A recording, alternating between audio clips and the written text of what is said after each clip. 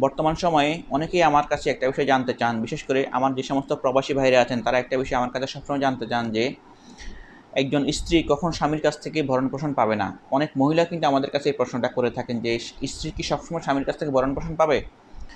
সাধারণত একজন স্ত্রী সবসময় স্বামীর কাছ থেকে ভরণ-পোষণ পাবে। তবে হ্যাঁ, যে ক্ষেত্রে কোনো স্ত্রী শরীর সুস্থ থাকার পরেও সে তার দাম্পত্য কর্তব্য পালন না করে, অর্থাৎ স্বামী যখন তার ব্যক্তিগত চাহিদা পূরণ করার জন্য স্ত্রীকে শয্যায় ডাক দিবে, তার বিছানায় ডাক দিবে, স্ত্রী যদি তার সে ডাকে সাড়া না দেয়, অর্থাৎ দাম্পত্য কর্তব্য সে যদি পালন না করে, স্বামী স্ত্রীর সম্পর্ক বহাল থাকার পরেও স্ত্রী কিন্তু তখন তার ভরণ-পোষণ পাবে না। কারণ একজন পুরুষের এই চাহিদা পূরণ করার জন্য একজন স্ত্রী তার প্রতি এটা কিন্তু বাধ্যতামূলক একটা বিধান।